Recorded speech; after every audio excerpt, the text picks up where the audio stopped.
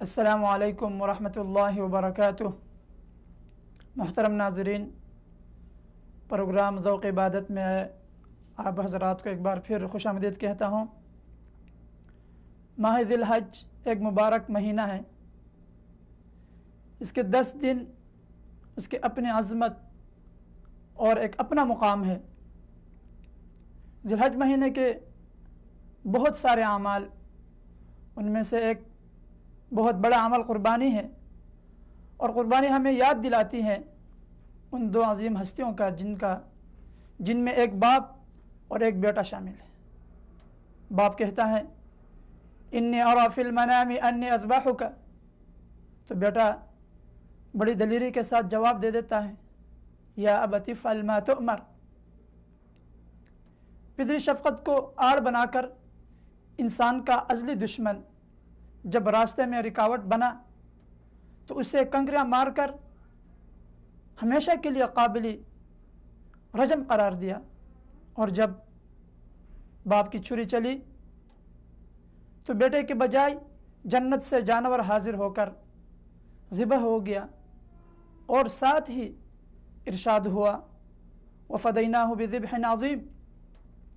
آج ہم اسی موضوع پہ گفتگو کریں گے۔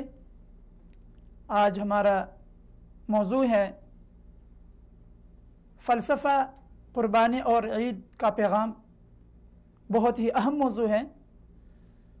اسی موضوع پہ گفتگو کرنے کے لیے آج میرے ساتھ موجود ہیں اسٹوڈیو میں محترم جناب محمد علی صاحب، معروف عالم دین ہیں، اور اسی طرح فون کال کے ذریعے شرکت کریں گے میرے ساتھ اس پروگرام میں محترم جناب زبیر الرحمن صاحب، مذہبی اسکالر ہیں، اور اسی طرح میرے دوسرے مہمان ہوں گے محترم جناب ابو زبیر محمد حسین، وہ بھی مذہبی اسکالر ہیں، اور اسی طرح میرے آخری مہمان جو ہوں گے محترم جناب ڈاکٹر ثناء اللہ اظہری صاحب میرے ساتھ شرکت کریں گے۔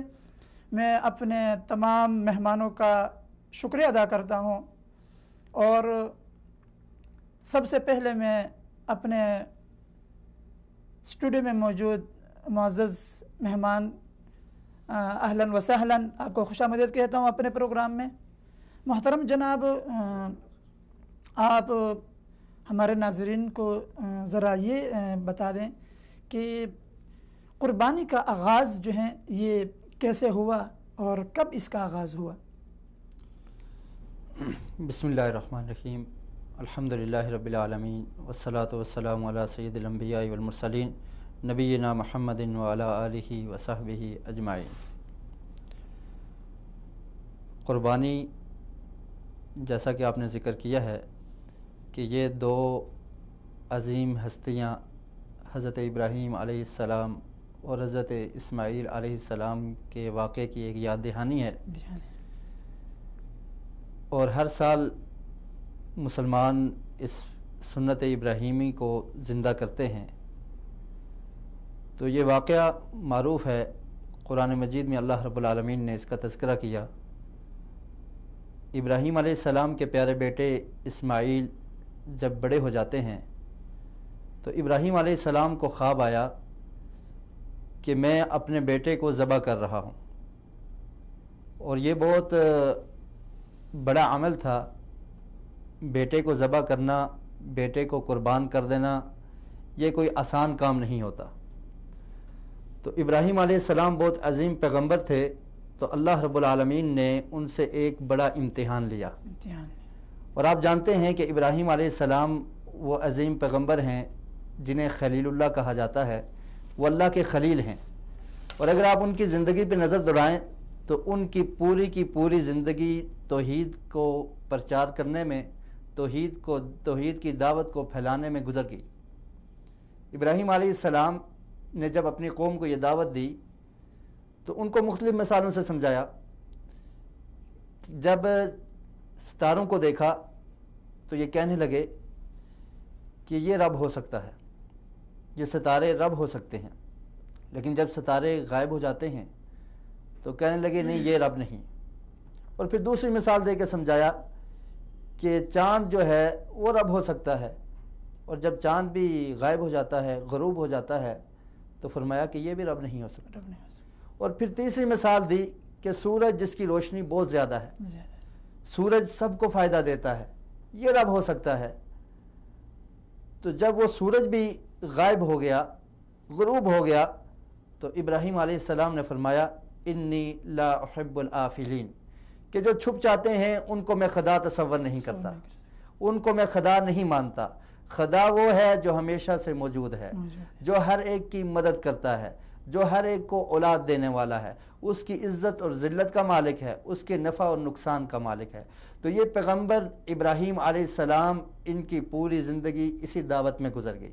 تو اللہ رب العالمین نے جب ان سے امتحان لینا چاہا تو وہ امتحان بھی بہت عظیم تھا، اور یہ پیغمبر ابراہیم خلیل اللہ اپنے اس امتحان میں بخوبی کامیاب ہو جاتے ہیں۔ اور کیسے کامیاب ہوئے؟ آپ نے بھی وہ آیات تلاوت کی کہ اللہ رب العالمین کی طرف سے یہ حکم ہوا کہ اپنے بیٹے اسماعیل کو ذبح کرو۔ اسماعیل کو ذبح کرنے کی تیاری ہو جاتی ہے۔ مشورے کے لیے اسماعیل علیہ السلام سے پوچھا گیا کہ اے اسماعیل آپ کی کیا رائے ہے؟ تو اسماعیل علیہ السلام نے بھی یہی جواب دیا، یا ابت افعل ما تؤمر ستجدنی انشاءاللہ من الصابرین، کہ میں صبر کرنے والوں میں سے ہوں گا، اور میں صبر کروں گا۔ اللہ رب العالمین کا جو حکم ہے آپ اس کو بجا لائیں، اس کو کر گزریں، اور میں انشاءاللہ صبر کروں گا۔ اللہ رب العالمین کو امتحان لینا تھا۔ اسماعیل علیہ السلام کو ذبح کرنا یہ مقصد نہیں تھا۔ آسمان سے جانور آ جاتا ہے، اس کو ذبح کر دیا جاتا ہے، اور اس وقت سے یہ قربانی کا آغاز ہوتا ہے۔ اور یہ قربانی کا آغاز جب نبی مکرم صلی اللہ علیہ وسلم مدینہ منورہ تشریف لائے تو آقا علیہ السلام نے دیکھا کہ مدینہ منورہ میں بہت سارے لوگ 2 دنوں کی خوشیاں مناتے ہیں۔ 2 دن ایسے ہیں جن کا وہ خاص اہتمام کرتے ہیں، ان میں کھیل کود ہوتا ہے۔ تو پوچھا گیا کہ ان 2 دنوں کو کیوں منایا جاتا ہے؟ تو جواب یہ ملا کہ یہ 2 دن ان کو ہم جاہلیت سے ایسے مناتے آ رہے ہیں، اس دن ہم کھیلتے ہیں۔ تو آقا علیہ السلام نے فرمایا، ابو داؤد شریف کی روایت ہے، ان اللہ قد ابدلکم بہما خیرا منہما، کہ اللہ رب العالمین نے ان 2 دنوں کے بدلے میں تمہیں 2 بہترین دن عطا کیے ہیں۔ اور وہ کون سے 2 دن ہیں؟ یوم الاضحیٰ و یوم الفطر، کہ ایک عید فطر کا دن ہے اور ایک قربانی کا دن ہے۔ تو اس وقت سے امت مسلمہ میں یہ 2 دن منائے گئے، قربانی کا آغاز ہو جاتا ہے۔ آقا علیہ السلام ہر سال قربانی کیا کرتے تھے، جانوروں کو ذبح کیا کرتے تھے، اللہ کے راستے میں ان کو قربان کیا کرتے تھے۔ تو اس طرح یہ قربانی کا آغاز ہوتا ہے، اور سنت ابراہیمی کا ہر سال ہم یہ دن منا کے اس واقعے کی یاد دہانی کرتے ہیں اور اس کا تذکرہ کرتے ہیں کہ ابراہیم علیہ السلام نے کس طرح اپنا سب کچھ اللہ کے لیے قربان کر دیا۔ دیکھیے ابراہیم علیہ السلام کی زندگی کو آپ دیکھیے کہ جب بالکل ان کی اہلیہ اور ان کا بیٹا بالکل چھوٹے سے تھے تو ان کو بیابان جگہ پہ چھوڑ آتے ہیں۔ بیت اللہ جہاں پہ آج لوگ حج کرنے کے لیے آتے ہیں، جس کا طواف ہوتا ہے، اس کے قریب بالکل بیابان جگہ تھی، کچھ بھی نہ تھا۔ اس اپنے بیٹے کو اور اس کی والدہ کو وہاں پہ چھوڑ کے آ جاتے ہیں۔ کس لیے چھوڑا؟ اللہ کی رضا کے لیے، اللہ کے حکم کو مانتے ہوئے وہاں پہ چھوڑ دیا، اور پھر اپنی بیوی کی بھی پرواہ نہیں کی، اپنی زوجہ کی پرواہ نہیں کی، اور اسی طرح اپنے بیٹے کی بھی پرواہ نہیں کی، اور پوری زندگی ان نے اللہ کے حکم کو ماننے میں، اللہ کے احکامات کی تعمیل کرنے میں یہ پوری کی پوری زندگی صرف کر دی۔ اور مختلف قسم کے امتحان آتے رہے۔ ایک یہ امتحان تھا، اور ایک اسی طرح مشرکین کی طرف سے یہ امتحان آیا کہ ابراہیم علیہ السلام کو آگ میں ڈال دیا گیا۔ جب ان کو آگ میں ڈال دیا گیا تو یہ بھی بہت بڑا امتحان تھا، لیکن اس توحید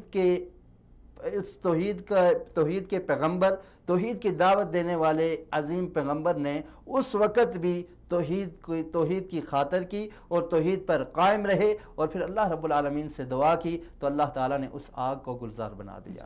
تو یہ ابراہیم علیہ السلام کی یاد کے لیے ہر سال اس سنت ابراہیمی کا تذکرہ کرنے کے لیے، اس کی یاد دہانی کے لیے مسلمانوں کو یہ حکم ہے کہ جس مسلمان کے پاس استطاعت ہے وہ قربانی کر سکتا ہے تو وہ جانور کو ذبح کر کے اس سنت ابراہیمی کو زندہ کرے۔ تو اس طرح یہ قربانی کا آغاز ہوا۔ ٹھیک۔ محترم، دوسری بات یہ ہے کہ جس طرح آپ نے ذکر کیا ہے کہ یہ جو ہے آپ نے ایک بڑی تاریخ بیان کر دی کہ یہ اس وقت سے جو ہے قربانی کا یہ سلسلہ شروع ہوا ہے، لیکن جو ہے قربانی جو ہے اس کا مقصد کیا ہو سکتا ہے؟ ہم جب جانور ذبح کر لیتے ہیں تو کیا مقصد ہے؟ ہم جو ہے نا ذہن میں کیا آتا ہے کہ ہم کس لیے جو ہے اس کو ذبح کر لیتے ہیں؟ اس کا کیا مقصد ہے؟ جی یہ بہت اچھا سوال کیا ہے آپ نے کہ قربانی کا مقصد کیا ہے۔ جی قربانی کا مقصد صرف یہ نہیں ہے کہ جانور کو ذبح کر دیا جائے، گوشت کو کھا لیا جائے اور مقصد حل ہو جائے گا، یہ مقصد نہیں ہے، بلکہ یہ قربانی ہمیں یہ سبق سکھاتی ہے ابراہیم علیہ السلام کے واقعہ سے کہ جس طرح ابراہیم علیہ السلام نے اپنی قیمتی چیز اور اپنی زندگی کی قیمتی نشانی، جس پیغمبر نے بڑے ہو کے اسماعیل علیہ السلام نے نبی بننا تھا اور جو والد کے لیے بڑھاپے کا سہارا ہوتے ہیں، جب اللہ کا حکم آیا تو انہوں نے اس کو بھی قربان کرنے سے گریز نہ کیا۔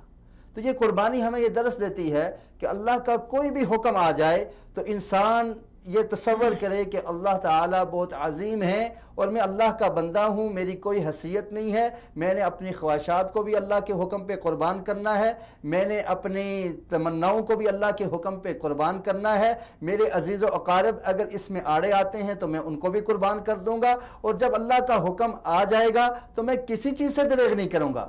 اگر میں آج اللہ کے اس حکم کو، سنت ابراہیمی کو زندہ کرتے ہوئے اس جانور پہ چھری چلا رہا ہوں، تو اگر کبھی ایسا حکم آ جائے کہ اسلام کو میری جان کی ضرورت پڑ جائے، اللہ کا حکم آ جائے، تو میں اس گردن کو بھی کٹانے سے دریغ نہیں کروں گا۔ تو قربانی کا یہ مقصد ہے کہ ہمارے ذہن میں یہ عزم رہنا چاہیے اللہ سے۔ معذرت کے ساتھ اس وقت میرے ساتھ فون کال پہ مہمان موجود، اس سے بات کر لیتے ہیں، پھر انشاءاللہ آپ کی طرف۔ السلام علیکم ورحمۃ اللہ۔ وعلیکم السلام ورحمۃ اللہ وبرکاتہ۔ محترم، آپ کو میں اپنے پروگرام میں خوش آمدید کہتا ہوں۔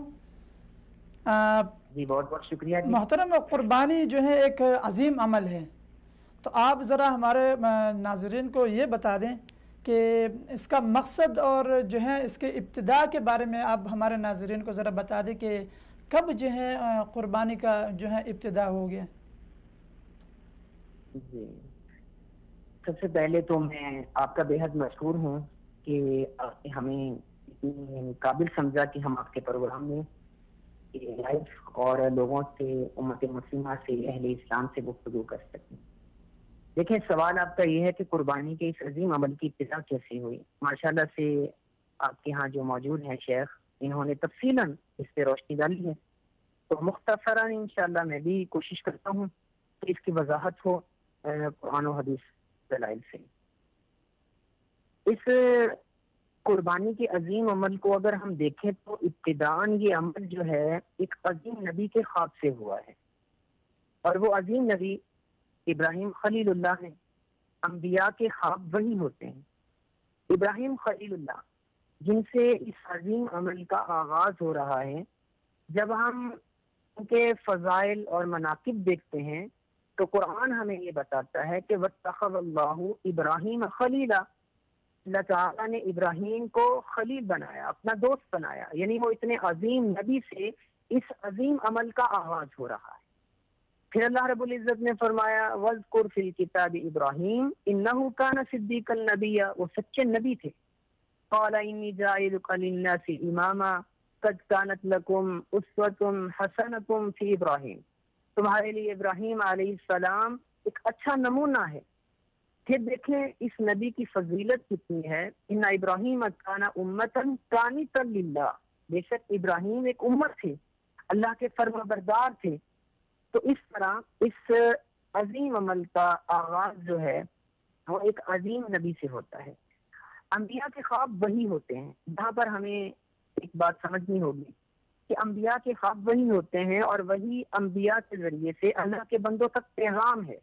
اصل میں وہی جو ہے وہ انبیاء کے ذریعے سے اللہ کے بندوں تک پیغام ہے۔ اور وہی کیا تھی؟ اپنے اکلوتے بیٹے کو ذبح کرنا، اللہ کے لیے قربانی پیش کرنا۔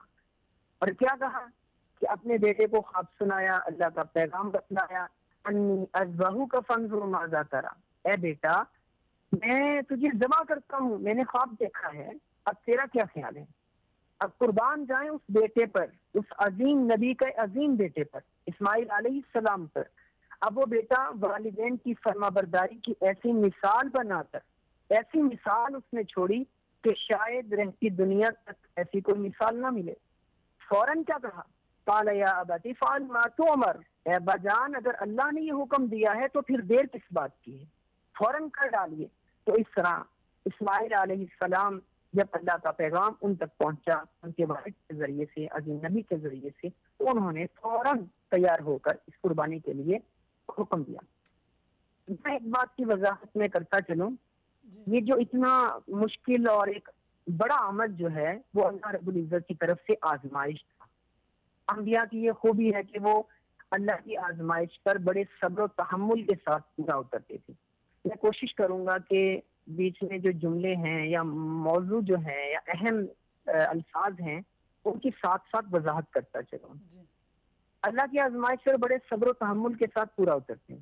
ابراہیم علیہ السلام اس آزمائش میں پورا اترے تو اللہ رب العزت نے پھر ان کی تصدیق کی.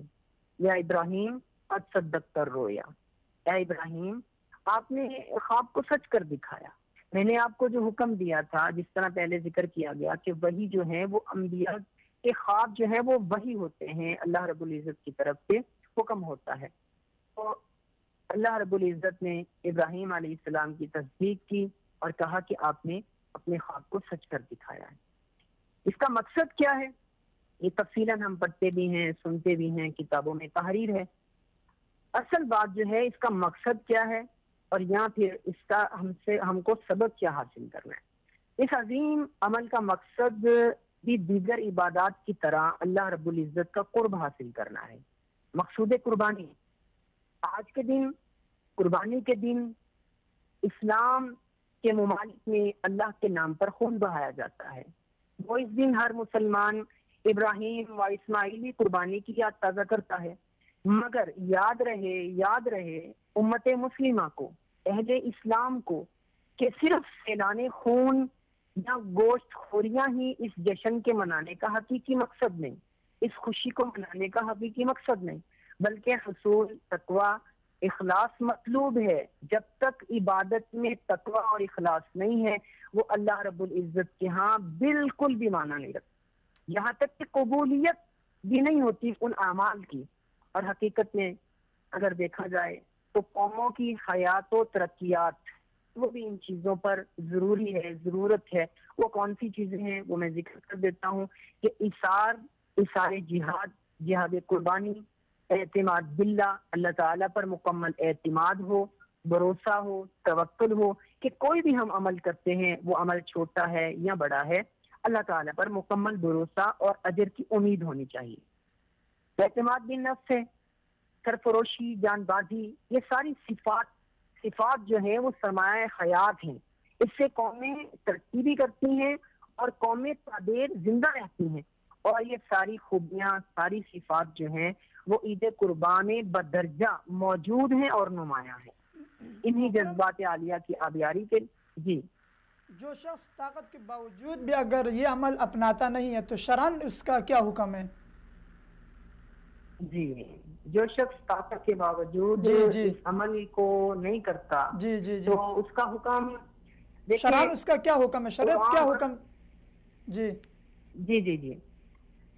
اسلام ایک ایسا دین ہے اور ہماری خوش نصیبی ہے کہ ہم اسلام کا نام لینے والے. اسلام ہمیں ہر مسئلے کی وضاحت کرتا ہے، ہر مسئلے میں رہنمائی کرتا ہے.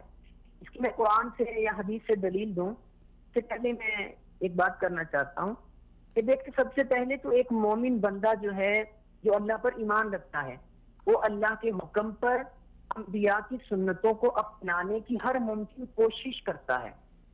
یقیناً یہ بات دوبارہ میں دہراتا ہوں کہ جو ایک مومن بندہ ہے، مسلمان کی بات نہیں کی جا رہی جو کلمہ پڑھ لیا مسلمان ہو گیا، نہیں، ایمان والا جو ہے وہ اللہ پر ایمان رکھتا ہے، اللہ کے حکم پر اور انبیاء کی سنتوں کو اپنانے کی ہر ممکن کوشش کرتا ہے. پھر اس میں دو لوگ آ جاتے ہیں، صاحب استطاعت جو طاقت رکھتے ہیں اور عدم استطاعت جو طاقت نہیں رکھتے. جو لوگ استطاعت نہیں رکھتے وہ تو غیر مسئول ہوئے، ان سے سوال نہیں کیا جائے گا کیونکہ وہ اس عمل کو کرنے کی طاقت نہیں رکھتے. تو اس طرح اگر جو استطاعت رکھتا ہے اور اللہ رب العزت کے حکم پر ہر حال میں اس کو چاہیے کہ وہ اس پر عمل کرے. لیکن اگر وہ استطاعت کے باوجود قربانی نہیں کرتا، ہم نے قربانی کی بات کی، تو اس کے لیے نبی صلی اللہ علیہ وسلم کا فرمان یہ ہے کہ نبی صلی اللہ علیہ وسلم نے فرمایا من وجد ساعۃ لأن یضحی فلم یضحی فلا یحضر مصلانا، رواہ الحاکم ہے یہ، اور شیخ البانی نے اس کو حسن کہا ہے ترغیب و ترہیب میں. کہ اس حدیث میں اب جو ہمیں سمجھنا ہے وہ یہ ہے کہ نبی صلی اللہ علیہ وسلم کا یہ فرمانا کہ وہ ہماری عیدگاہ نہ آئے، کہ وہ ہماری عیدگاہ نہ آئے. اب یہ قابل غور بات ہے کہ وہ مقام جہاں عظیم قربانی کے بعد اللہ کا شکر ادا کرنے کے لیے تمام ایمان والے ایک جگہ اکٹھے ہوتے ہیں، خوشی کا موقع ہے، ایک دوسرے سے محبتیں بانٹتے ہیں، ایک دوسرے سے گلے ملتے ہیں، دل بالکل صاف کر کے، تمام دلی بیماریاں اس کو ختم کر کے جب وہ آپس میں مل بیٹھتے ہیں، اکٹھے ہوتے ہیں، تو وہاں پر آنے سے نبی صلی اللہ علیہ وسلم نے منع فرمایا. یقیناً وہ لوگ بڑے خوش نصیب ہوں گے جو اللہ رب العزت کے حکم کے مطابق قربانی کرتے ہیں، پھر وہ اللہ کا شکر ادا کرنے کے لیے عیدگاہ اکٹھے ہوتے ہیں. اور وہاں پر نبی صلی اللہ علیہ وسلم نے فرمایا بڑی سختی کے ساتھ کہ وہ پھر ہماری عیدگاہ میں نہ آئے، وہ ہمارے ساتھ نہ آئے، اس کا ہمارے ساتھ کوئی تعلق نہیں. محترم، اور یہ نبی صلی اللہ علیہ وسلم کا فرمان. جی اور اس عظیم عمل سے ہمیں کیا سبق ملتا ہے؟ جی، جب ہمیں معلوم ہو گیا کہ اس کا آغاز کیسے ہوا، ہر سال ابراہیم علیہ السلام اور اسماعیل علیہ السلام کی یاد تازہ ہوتی ہے، تو اصل جو بات ہے ہمارے لیے کہ اس سے سبق ہم حاصل کیا کریں، یا اس میں ہمارے لیے کیا ہے کہ ہم کیا کریں. تو سبق یہ ہے کہ انبیاء علیہ السلام جو کہ ہمارے لیے اسوہ حسنہ ہیں، نمونہ ہے، یہ ہمارے ذہنوں میں بات ہونی چاہیے. انبیاء علیہ السلام پر بڑی بڑی آزمائش آئیں، مال و جان قربان کیا، یہاں تک کہ وہ اپنے بیٹوں کو بھی اللہ کی راہ پر قربان کرنے میں کبھی ہچکچائے نہیں تھے. جیسے اللہ کا حکم آتا فوراً سر تسلیم خم کر دیتے تھے. تو جب انبیاء علیہ السلام کو اللہ تعالیٰ نے ہمارے لیے اسوہ حسنہ بنایا اور وہ اللہ کی ہر آزمائش پر پورا اترے، اور آزمائش پر صبر و تحمل سے پورا اترنے کے بعد ہی اللہ رب العزت نے انہیں کامیابیاں دی، دنیا اور آخرت کی. اب اگر ہم بھی دنیا اور آخرت کی کامیابیاں چاہتے ہیں، یقیناً ہر انسان اگر اس سے سوال کیا جائے کہ آپ کامیاب ہونا چاہتے ہیں اس دنیا میں بھی آخرت میں بھی، وہ کہے گا جی ہاں جی میں تو کامیاب ہونا چاہتا ہوں، میں تو اس دنیا میں بھی اور آخرت میں بھی جنت کا حصول چاہتا ہوں. تو ہمیں بھی اللہ رب العزت کی طرف سے آزمائش ہے، ہر نیک عمل اللہ رب العزت کی طرف سے آزمائش ہوتا ہے، بلکہ یہ دنیا ساری کی ساری آزمائش ہے. چھوٹا عمل ہے وہ قربانی جیسا عظیم عمل ہے، وہ ہمارے لیے آخر میں تھوڑی کہ جب ہمیں عزم کر لیں گے کہ ہمارے رب کا جو فیصلہ ہے یا جو ہمارے رب ہم سے چاہتا ہے، ہم نے فوراً سمعنا و اطعنا کا مصداق بننا ہے. اسی میں ہماری کامیابی اور کامرانی ہے. دوسروں کا خیال رکھیں قربانی پر، غریبوں کو. اسی طرح آخر میں ایک بات کی طرف محترم بہت بہت شکریہ ٹائم دینے کا. اللہ حافظ. جی جس طرح محترم بات کر رہے تھے کہ قربانی جو ہے اگر بہت بڑی وعید ہے اس میں، تو کہ اگر کوئی شخص طاقت کے باوجود بھی اگر وہ یہ عمل نہیں کرتا تو اللہ کے نبی صلی اللہ علیہ وسلم نے اس کے بارے میں بڑی وعید فرمایا کہ وہ ہمارے جو ہیں اس میں نہ آئیں، تو عیدگاہ میں نہ آئیں. جی تو ہم اپنی گفتگو کو جاری رکھتے ہیں. جی واقعتاً یہ بہت بڑی وعید ہے نبی مکرم صلی اللہ علیہ وسلم کی کہ جو آدمی قربانی کی طاقت رکھنے کے باوجود قربانی نہیں کرتا تو آقا علیہ السلام نے فرمایا کہ وہ ہمارے ساتھ نماز میں بھی شرکت نہ کرے. تو یہ بہت بڑی وعید ہے. تو ہم قربانی کے مقاصد بیان کر رہے تھے. تو قربانی کے بہت سارے مقاصد ہیں. ان میں سے ایک سب سے بڑا مقصد یہ ہے کہ انسان کے اندر اللہ کے حکم کو ماننے کی حیثیت اور ماننے کا ایک شوق اور جذبہ پیدا ہو، کہ وہ یہ سمجھے کہ میں اللہ کے ہر حکم کو تسلیم کروں گا، اللہ کے ہر حکم کو مانوں گا اور اللہ کے حکم کی خاطر میں ہر کچھ قربان کر دوں گا. تو یہ ایک اصل قربانی کا مقصد ہے. اور ایک مقصد یہ بھی ہے کہ اس سے انسان کو اللہ کا تقوی حاصل ہوتا ہے. آپ دیکھیے جب زمانہ جاہلیت میں لوگ قربانی کرتے تھے تو اس کا گوشت اور خون بیت اللہ کے ساتھ لگا دیتے تھے. صحیح ابن کثیر میں اس یہ واقعہ ذکر ہے. تو اللہ رب العالمین نے یہ آیت نازل کر دی, فرمایا لن ینال اللہ لحومها ولا دماؤها ولکن ینالہ التقوی منکم, کہ اللہ رب العالمین کو گوشت کی ضرورت نہیں ہے, خون کی ضرورت نہیں ہے. اللہ کیا چاہتے ہیں؟ جانور ذبح کیا جاتا ہے, اس کا گوشت بھی اللہ کو نہیں چاہیے, یہ خون بھی نہیں چاہیے. اللہ کو کیا چاہیے؟ اللہ کو قربانی کرنے والے کا تقوی چاہیے, اللہ کو اخلاص چاہیے, کہ اللہ تعالیٰ ہمارے دلوں کو دیکھنا چاہتے ہیں کہ تم کس طرح خالصتاً اس عبادت کو بجا لاتے ہو. اور یہ عبادت اللہ کے تقوی, اللہ کا قرب حاصل کرنے کے لیے یہ قربانی کی جاتی ہے. اور اسی طرح آپ دیکھیے کہ قربانی کرنے کا ایک مقصد یہ ہے کہ انسان اپنے سے جو کمزور لوگ ہیں, جو جن کے پاس کھانا میسر نہیں ہے, جو بیچارے گوشت جن کو نہیں ملتا, تو اس موقع پہ وہ بھی محروم نہ رہیں, ہم ان کی بھی خدمت کریں اور ان تک بھی یہ گوشت پہنچائیں. اور اللہ تعالیٰ نے اور شریعت اسلامیہ نے آپ دیکھیں کہ خوشی کے ہر موقع پہ جو غریب لوگ ہیں ان کو یاد کرنے کا یہ حکم دیا ہے.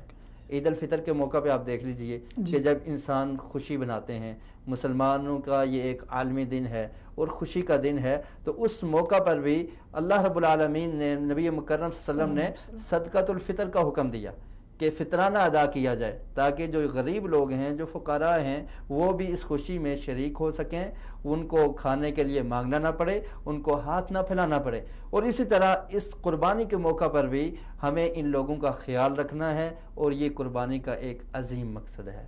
اور اسی طرح ایک بات آپ ذہن میں یہ بھی رکھیے کہ قربانی کا یہ مقصد ہے کہ مومن دوسرے مومن کے لیے قربانی کے لیے تیار رہے, کہ اگر دوسرے بھائی کو اس کی ضرورت پیش آتی ہے, آج جیسے ہمارے ہاں ہو رہا ہے کہ امت مسلمہ کو ضرورت ہے, امت مسلمہ کے بہت سارے مسائل ہیں, تو اس میں قربانی کرنے والے کے ذہن میں یہ بات رہنی چاہیے کہ المؤمن, ایک جو مومن ہے, کل جسد الواحد, ایک مومن دوسرے مومن کا بھائی ہے, اور یہ ایک جسم کی طرح ہے. ایک جسم کے ایک عضو میں تکلیف ہوتی ہے تو پورے جسم میں تو وہ تکلیف محسوس ہونی چاہیے.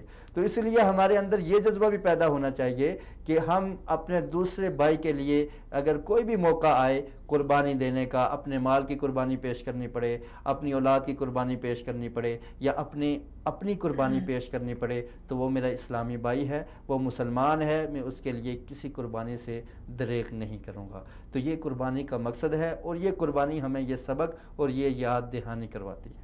لیکن یہاں چونکہ لوگوں کے ذہن میں یہ بات ہے کہ بس قربانی سے مراد صرف یہ ہے کہ بس آپ عید الاضحیٰ کے موقع پر بس کوئی جانور جو ہے ذبح کر دو. میرے خیال میں ایسا نہیں ہے.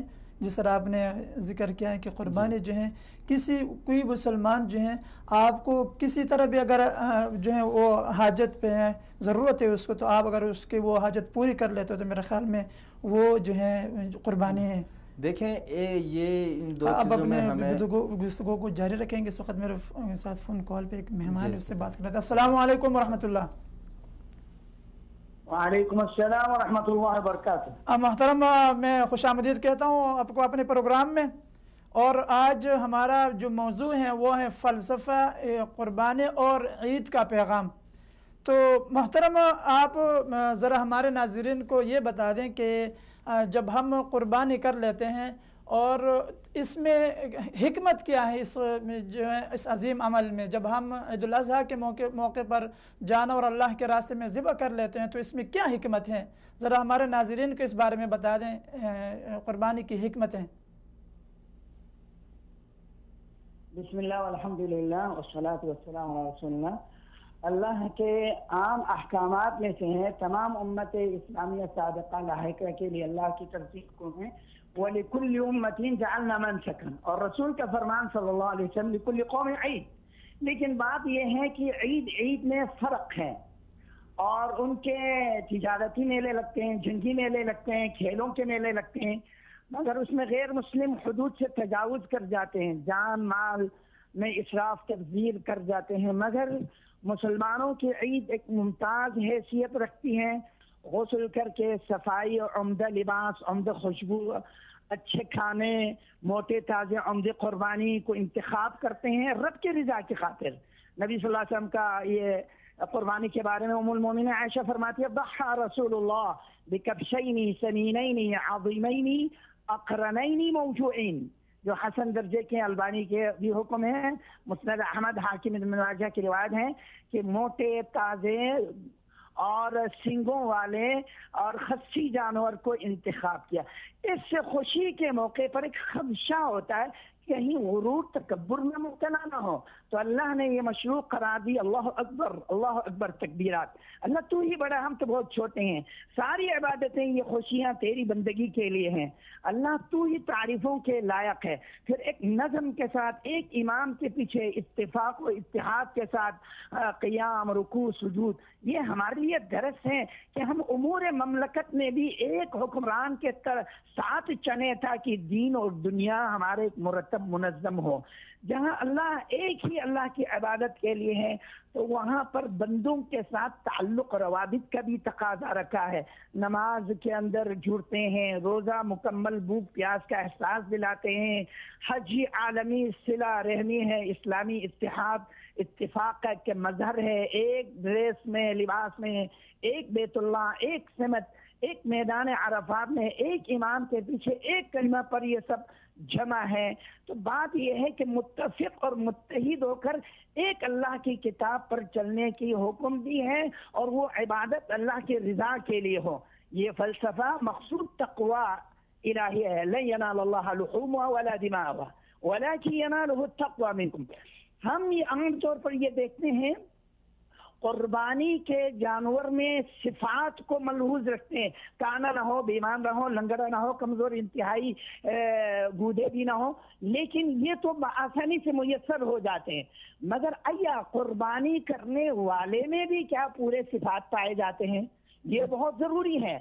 صفات قربانی کرنے والے میں بھی ہونا چاہیے. وہ خالص لوجہ اللہ ہو، اس کی قربانی مال حلال ہو، عین سنت کے مطابق ہو. رب نے فرمایا ان اکرمکم عند اللہ اتقاکم. پھر اس قربانی کے بڑے فوائد ہیں دینی اور دنیاوی لحاظ سے. دنیاوی لحاظ سے اس میں ایک مکمل اکنامیکل ہے، معاشی، تجارتی. غریبوں کے مال مویشی بک جاتے ہیں، مثلا ام القریٰ کے ارد گرد مصر، سودان، یمن اور اس کے علاوہ دیگر اسلامی ملکوں میں بہت بڑے لوگوں کی تعداد ہے جن کی معاش ان بھیڑ بکریوں کی بکنے کی وجہ سے ہوتا ہے، اور ان کے گھاس بھوس دانے بکتے ہیں. پھر کھالوں کی تجارت ہوتی ہے، اس سے بوٹ جوتے اور اس کے علاوہ دیگ وغیرہ چیزیں بنتے ہیں، ہڈی سے دواؤں میں استعمال ہوتے ہیں، اور طبی لحاظ سے بھی فزیکل جسمانی لحمیات کی کمی کو پورا کرنے کا موقع ہے، جو غریب فقیر مسکین بھی کافی عرصے تک یہ کھاتے ہیں. اور پھر صلہ رحمی بھی ہے، رواداری ہے. اطعم القانع والمعتر فرمایا. پھر اس سے میں سب سے بڑی بات قربانی والے دن اللہ کو سب سے پسندیدہ عمل خون بہانا ہے. احب العمل یوم النحر فرمایا. شاہ صاحب گزارش یہ ہے کہ آج کل قربانی کے جانور خریدتے وقت جو ہے ریاکاری اور دیگر امور کا جو ہے نا ارتکاب ہو رہا ہے. آیا ایسے قربانی اس کا کیا حکم ہے شریعت میں؟ اس میں اللہ رب العالمین نے فرمایا کہ ان اکرمکم عند اللہ اتقاکم. یہ اصل مطلوب تقوی روادہ ہے، تقوی ہے، نہ کہ ریا نمود ہے. انا اغنى عن الشركاء عن الشرك. جو دکھلاوے کے لیے، شہرت کے لیے ہے تو پھر وہ اعمال رائگان ہوگا، بلکہ اس آدمی کے لیے جو ہے عذاب اور سزا کی مستحق ہوتا ہے بجائے ثواب کے. لہذا اس ثواب کو قائم رکھنے کے لیے انتہائی اخلاص اور انتہائی اجر ثواب کی نیت سے ہونی چاہیے.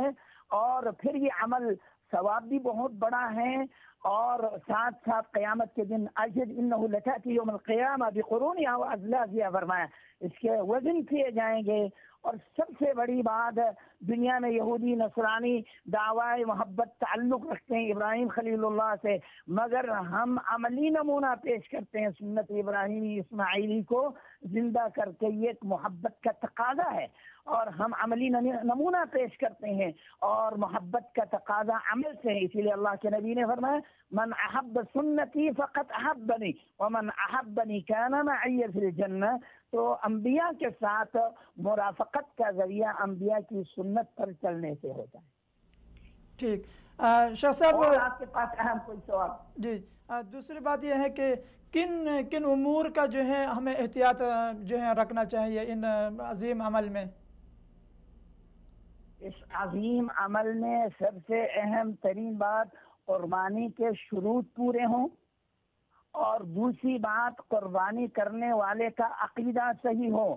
اگر اس میں غیر اللہ کے لیے ہو یا دنیا کی کھانے پینے پیٹ کے خاطر کاٹ رہا ہو یا دنیا کو دکھاوے کے لیے ہو تو پھر اس کے اعمال اللہ اوپر نہیں اٹھاتا ہے. اور پھر وہ قربانی میں جو مال خرچ ہو رہا ہو حلال کمائی سے بھی ہو، اور اگر حرام مال سے وہ قربانی کر لیتا ہے دنیا والوں کے سامنے تو پتہ تو چل رہا ہے وہ قربانی پیش کر رہا ہے، لیکن وہاں نبی اللہ آدم کے اولادوں میں نے بھی قربانی پیش کی جی مگر فتقبل من احدهما ولم يتقبل من الاخر. ایک کی قربانی قبول ہو گئی دوسری کو قربانی قبول نہیں ہوئی. ہمارے امت اسلامیہ پر یہ احسان کیا ہے کہ جبکہ سابقہ قوموں پر قربانی پیش کرنے کے بعد آگ آ کے کھا جاتی تھی، لیکن ہمیں یہ اگر مشکلات پیش آ جاتے ہیں اور بہت سارے لوگوں کی قربانی قبول ہی نہ ہوتے، آگ نہیں کھاتے، دوسرے سالوں سے قربانی کرنا ہی چھوڑ دیتے، لوگوں کو نقصان ہو جاتا، تو اللہ نے اس کو پردے میں رکھا ہے. تو ہر قربان کرنے والے کی قربانی قابل قبول نہیں ہے جب تک خود اس قابل نہ بنا دیں کہ اس کے عمل اللہ کے ہاں قبول ہوں. جی محترم، دوسری بات یہ ہے کہ قربانی کے ایک جانور کے متعدد جو ہے حصہ دار ہوتے ہیں، تو آیا ایک حصہ دار جو ہے اس کی کمائی حرام کی ہے یا وہ صحیح العقیدہ نہیں ہے، تو باقی دوسرے لوگوں کو کیا کرنا چاہیے ایسے وقت میں؟ دیکھیے جہاں تک جائز اور ناجائز کا مسئلہ ہے، ہر کلمہ گو آدمی کا حکم ظاہری وہی ہوگا جو ہونا چاہیے، مگر دل کی تشفی اور صفائی ستھرائی کے لیے مومن موحدین کا اجتماع ہونا چاہیے. لا یأکل طعامک الا تقی، متقی پرہیزگار لوگوں کے اعمال قبول ہوتے ہیں، لہذا متقین کو شامل کرنا چاہیے اس میں. جی سب ٹائم دینے کا. اللہ حافظ. جی ہم جو ہے بات کر رہے مقصد کہ قربانی کے کیا مقاصد. جی اور قربانی میں بعض لوگ یہ کہتے ہیں کہ جانور کو ذبح کیا جاتا ہے اور اس کا کوئی خاص فائدہ نہیں ہے، جبکہ باقی جو ضرورت مند لوگ ہیں ان کو پیسہ دیا جائے، ان کی مدد کی جائے تو اس میں زیادہ فائدہ ہے. تو دیکھیے یہ قربانی جو ہے یہ ایک شعیرہ ہے، یہ شعائر اسلام میں سے ہے اور سنت ابراہیمی ہے.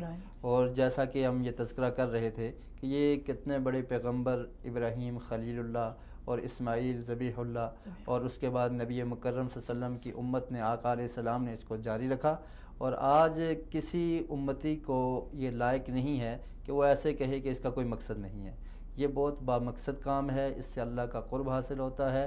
یہ سنت ابراہیمی ہے، آقا علیہ السلام کی سنت ہے، اور ہمارے لیے ایک نبی مکرم صلی اللہ علیہ وسلم کے امتی ہونے کے لیے یہی کافی ہے کہ ہم آقا علیہ السلام کی سنت پہ عمل کر رہے ہیں اور اس کو ہم کریں گے. اور دوسری بات میں ایسے لوگوں سے یہ کہنا چاہتا ہوں کہ جب قربانی کا وقت آتا ہے تو ان کو غریب یاد آ جاتے ہیں، اس کے علاوہ پورا سال وہ ان کو یاد نہیں آتے. اس کے علاوہ کتنے ایسے موقع ہیں کہ آپ ان کی مدد کر سکتے ہیں، اور اسلام نے صلہ رحمی کا حکم دیا ہے، غریبوں کی مدد کرنے کا حکم دیا ہے. زکوٰۃ ہے، آپ زکوٰۃ ان پہ خرچ کریں، فقراء میں دیں، مساکین میں دیں. آپ کے اگر قریبی رشتہ دار ہیں تو آپ کے پاس اگر اچھی پوزیشن ہے، اچھے حالات ہیں تو آپ ان کی مدد کریں. خیر الناس من ینفع الناس، کہ بہترین آدمی وہ ہے جو لوگوں کی مدد کرتا ہے. تو یہ ایک صرف اس سنت کو اور ابراہیمی سنت کو اور پیارے رسول کی اس عظیم سنت کو دبانے کے لیے اور اس طرح کی باتیں کی جاتی ہیں جو قطعاً درست اور جائز نہیں ہیں. بلکہ ہمیں مسلمانوں کا ہمیشہ خیال رکھنا چاہیے، جو ہم سے کمتر ہیں، جو غریب ہیں، ان کی مدد کرنی چاہیے، اور قربانی میں بھی ان کی ایک یہ مدد ہوتی ہے. اور دوسرا ماشاءاللہ شیخ نے بہت اچھی باتیں کی ہیں کہ عقیدے کا درست ہونا، اور یہ قربانی کا ایک مقصد یہ بھی ہے کہ یہ قربانی ہمیں صحیح عقیدے کی طرف رہنمائی کرتی ہے. آپ دیکھیے قربانی کرنے والے جو تھے ابراہیم علیہ السلام، ان کا عقیدہ کیسا تھا، اور وہ اللہ کے لیے سب کچھ قربان کرنے کے لیے تیار تھے. انہوں نے مشرکین کے ساتھ مقابلہ کیا اور اس توحید کا پرچم لہرایا، اور پھر اس توحید کو پوری زندگی بیان کرتے رہے، حتیٰ کہ اس توحید کی خاطر انہیں آگ میں بھی ڈالا گیا، اور پھر بھی انہوں نے اس صحیح عقیدے کو نہیں چھوڑا اور اس توحید پر گامزن رہے، اور آخر کار کامیاب ہو گئے اور توحید کی دعوت پر ہی ثابت قدم رہے. ٹھیک، انشاءاللہ اپنے گفتگو کو جاری رکھیں گے. محترم ناظرین، اس وقت ہم ایک چھوٹی سی بریک لیتے ہیں اور بریک کے بعد انشاءاللہ اپنے گفتگو کو جاری رکھیں گے.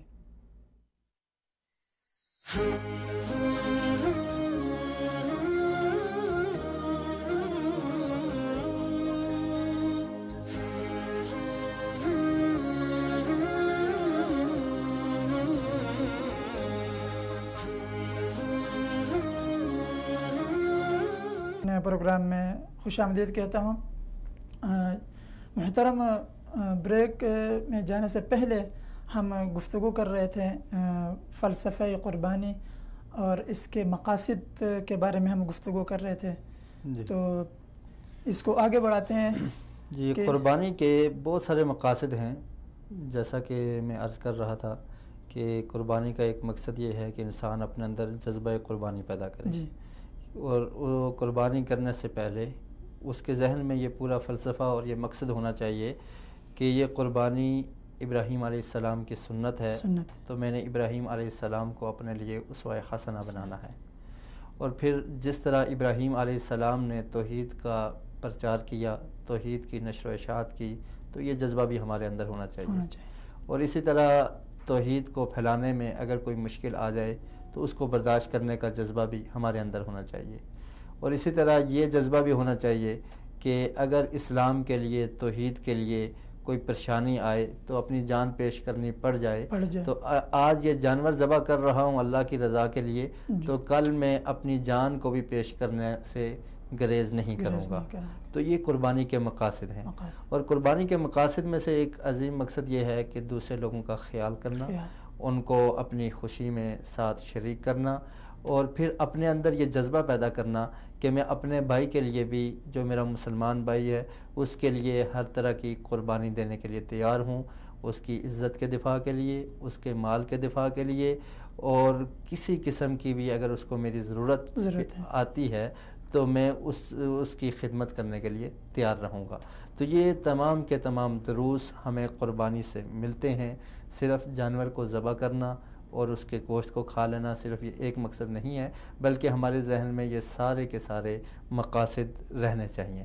اور پھر آپ دیکھیے اللہ رب العالمین نے قربانی کا حکم قرآن مجید میں پیارے رسول کو دیا، فَصَلِّ لِرَبِّكَ وَانْحَرْ، کہ آپ نماز بھی پڑھیے اور قربانی بھی کیجیے.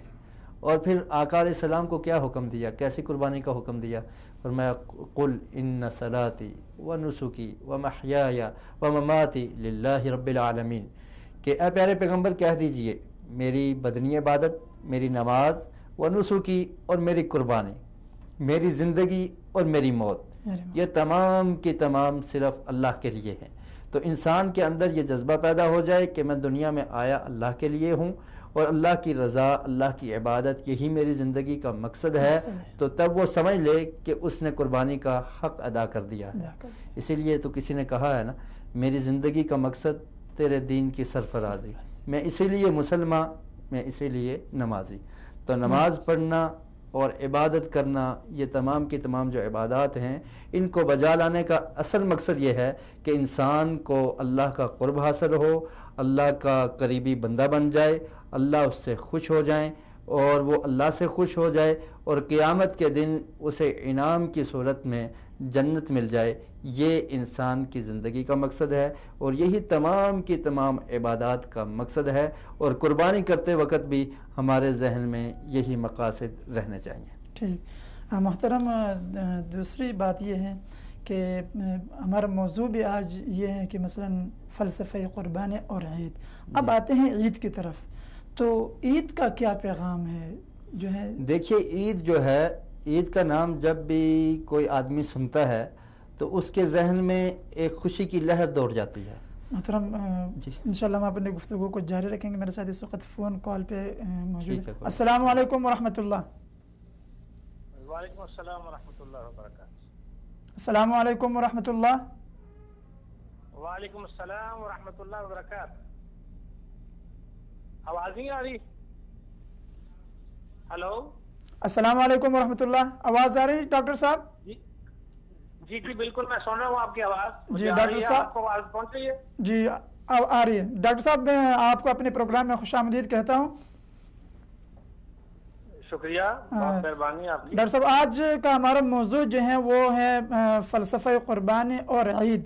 ڈاکٹر صاحب آپ ذرا ہمارے ناظرین کو یہ بتا دیں کہ جو ہے عید ایک خوشی کا دن ہے ہمارے لیے, اور اس دن کا جو ہے ابتدا بھی جو ہے ہم نماز سے ہی کر لیتے ہیں, تو اس میں ہمارے لیے کیا میسج ہے کہ ہم ایک دن کا ابتدا بھی نماز سے کر لیتے ہیں, تو ہمارے لیے کیا میسج ہے اس میں؟ اس میں میں سب سے پہلی بات تو یہ کروں گا کہ آج جو ہم مسلمان ہیں پوری دنیا میں یہ بات واضح کرنے کی کوشش کروں گا کہ ہم دو باتیں جو ہیں وہ بھول چکے ہیں جو ہمیں ہر وقت یاد رہنی چاہیے.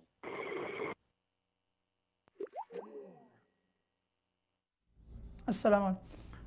رابطہ منقطع ہو گیا اس سے جی دوبارہ رابطہ تو ہو گیا. ہم عید کے بارے میں گفتگو کر رہے تھے. جی تو عید سنتے ہی ہمارے اندر خوشی کی ایک لہر دوڑ جاتی ہے کہ یہ ایک خاص دن ہے جسے منایا جائے گا اور مسلمان اس دن خوشی بنائیں گے. تو یہ عید کے بہت سارے پیغامات ہیں. اس کا ایک ابتدائی پیغام یہ ہے کہ آپ دیکھیں کہ عید کی ابتدا سے پہلے ہی ہمیں یہ حکم ہے کہ آپ تکبیرات کو بلند کریں. جی ان سے بات کر لیتے ہیں. السلام علیکم ورحمۃ اللہ. جی وعلیکم السلام ورحمۃ اللہ وبرکاتہ. جی ڈاکٹر صاحب اپنی گفتگو کو جاری رکھتے ہیں. اس میں ہمارے لیے کیا پیغام ہے عید کے دن؟ جی میں عرض کرتا ہوں کہ اس موقع پر جو میں اپنے سمجھتا ہوں کہ ہماری قوم کو, ہماری نیشن کو یہ پیغام ضروری ہے کہ ہم مسلمان اجتماعی طور پر دو چیزیں جو بڑی اہم ہیں جو ہمیں ہر وقت یاد رکھنی چاہیے وہ ہم بھول چکے ہیں. ایک تو یہ ہے کہ ہم نے دنیا میں کیسے جینا ہے بحیثیت امت مسلمہ, اور دوسری بات جو ہے وہ ہم نے آخرت کی تیاری کرنی ہے. آخرت بھی ہم نے ہمارے سامنے آنی ہے. تو پہلی بات جو ہے اس میں یہ جو عید کا موقع ہوتا ہے, حج کا موقع ہوتا ہے, اس میں ہر مسلمان جو ہے وہ لبیک اللہم لبیک لبیک لا شریک لک لبیک ان الحمد والنعمت لک والملک لا شریک لک, اور وہ یہ باتیں وہ دہرا کر عقیدہ توحید کو پختہ کرتا ہے. اور اس کے بارے میں جو اللہ تعالیٰ نے ارشاد فرمایا سورہ بقرہ کی آیت نمبر 197 میں, وما تفعلوا من خیر یعلمہ وتزودوا فإن خیر الزاد التقوی. تو یہ سب سے اہم بات جو ہے وہ تقوی سکھاتا ہے. یہ دن, یہ عید کا دن, عید کی نماز, حج کا موقع, یہ ساری چیزیں جو ہے یہ تقوی کی طرف ہمیں لے کے جاتی ہیں کہ ان اکرمکم عند اللہ اتقاکم. اللہ تعالیٰ نے دوسرے مقام پہ ارشاد فرمایا کہ تم میں سے سب سے عزت والا زیادہ وہ ہے جو زیادہ نیک اور پرہیزگار ہے. اور دوسری بات جو ہے وہ ہمیں یہ موقع جو ہے وہ ہمیں یہ سکھاتا ہے کہ ہم متحد ہو جائیں, تمام مسلمان اکٹھے ہو کر اسلام کی خدمت کریں, اور اخوت اسلامیہ سکھاتا ہے مسلمان آپس میں بھائیوں کی طرح رہیں, ایک دوسرے کے دکھ درد میں شریک ہوں. اور پھر یہ ہے کہ آخرت کی یاد دلاتا ہے, احرام کفن کی یاد دلاتا ہے, قیامت کے دن کی یاد دلاتا ہے, اللہ تعالیٰ کی اطاعت پر صبر کی تعلیم دیتا ہے. اور اللہ تعالیٰ ارشاد فرماتے ہیں یا ایھا الذین آمنوا اصبروا وصابروا ورابطوا واتقوا اللہ لعلکم تفلحون, کہ اے جو ایمان لائے ہو, اے لوگوں جو ایمان لائے ہو, خود بھی صبر کرو, دوسروں کو بھی صبر کی تلقین کرو, اور آپس میں رابطہ رکھو, آپس میں جو منظم رہو, اور واتقوا اللہ, اور اللہ تعالیٰ سے ڈرو تاکہ تم کامیاب ہو جاؤ. تو اسی طریقے سے یہ جو موقع ہے, عید کا موقع ہے, جو حج پہ لوگ جاتے ہیں وہ گناہوں کی بخشش کا سبب بنتا ہے ان کے لیے. حدیث پاک میں آتا ہے من حج فلم یرفث ولم یفسق رجع من ذنوبہ کیوم ولدتہ امہ, کہ جو شخص جس نے حج کیا اس نے حج کے دوران جو ہے وہ مباشرت نہیں کی اور فسق نہیں کیا, تو وہ اپنے گناہوں سے اس طرح واپس لوٹا جیسے ماں نے اس کو جنا ہے. تو اس لحاظ سے یہ دن ہمیں بہت کچھ عطا کرتا ہے، خوشیاں بھی بانٹتا ہے. پھر قربانی جو ہے اس دن ہم کرتے ہیں. تو قربانی حضرت ابراہیم علیہ السلام کی سنت ہے اور حضور صلی اللہ علیہ وسلم کی بھی سنت ہے. اور ہم جانتے ہیں کہ حضرت ابراہیم علیہ السلام کو حضرت اسماعیل علیہ السلام کے بارے میں 2 دفعہ آزمائش سے گزرنا پڑا. ایک وقت اس وقت جب وہ بچے تھے، دودھ پیتے بچے تھے، اپنی زوجہ محترمہ کے ساتھ ان کو حضرت ابراہیم علیہ السلام کو بے آب و گیا وادی میں چھوڑنا پڑا اور لوٹ جانے کا حکم ہوا. تو اس پر دونوں نے صبر کیا. پھر کیا ہوا کہ حضرت اسماعیل علیہ السلام کو پیاس لگتی ہے، وہ روتے ہیں تو ماں حضرت حاجرہ علیہ السلام جو ہیں وہ بھاگتی ہیں، کبھی صفا کی پہاڑی پہ جاتی ہیں، کبھی مروہ کی پہاڑی پہ جاتی ہیں، پانی کو ڈھونڈتی ہیں، نہیں ملتا، اور ادھر پھر بچے کی طرف بھاگ کر آتی ہیں. تو اسی اسنا میں حضرت اسماعیل علیہ السلام کی ایڑی مبارک سے آب زمزم کا چشمہ پھوٹ پڑتا ہے. تو یہ ساری نشانیاں ہیں، یہ سارے اللہ تعالیٰ کے معجزے ہیں. اور اس کے بعد کیا ہوتا ہے، پھر دوسری دفعہ جو آزمائش آئی تو اللہ تعالیٰ ارشاد فرماتے ہیں قال یا بنی انی ارا فی المنام اذبحک فانظر ماذا ترى قال یا ابت افعل ما تؤمر ستجدنی ان شاء اللہ من الصابرین. دوسری دفعہ یہ آزمائش آ گئی کہ حضرت ابراہیم علیہ السلام فرماتے ہیں اپنے بیٹے کو، کیا بیٹے میں نے خواب میں دیکھا ہے کہ میں تمہیں ذبح کر رہا ہوں. تو یہ ایسے ہی ہے جیسے اللہ تعالیٰ کا حکم ہے. تو حضرت اسماعیل علیہ السلام بڑے مؤدب بیٹے ثابت ہوئے اور عرض کیا فانظر ماذا ترى قال یا ابت افعل ما تؤمر ستجدنی ان شاء اللہ من الصابرین، کہ اے میرے والد گرامی آپ جس طرح آپ کو حکم ہوا ہے آپ اس طرح کریں، انشاءاللہ آپ مجھے صابروں میں سے پائیں گے.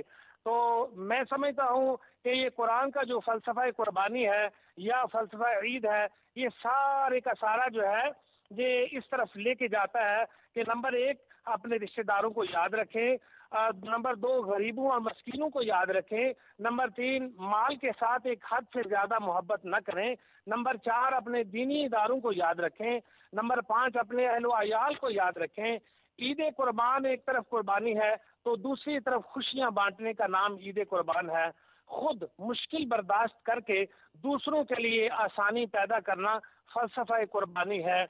تو میرے خیال میں حج کا موقع اس لیے ہے کہ ہمیں یاد دہانی کرائی جائے کہ ہم کس طرح اللہ کے راستے میں ہم نے قربانی کرنی ہے، کس طرح اللہ کے راستے میں ہم نے کبھی جسم کی قربانی کرنی ہے، کبھی مال کی قربانی کرنی ہے، کبھی اپنے خواہشات کی قربانی کرنی ہے، اور کبھی جو ہے وہ جہاد کر کے اپنی جان افری کے سپرد کرنی ہے، اللہ تعالیٰ کے سامنے جو ہے وہ پیش ہونا ہے اس حالت میں کہ ہم جہاد کرتے ہوئے اللہ تعالیٰ کے سامنے جائیں.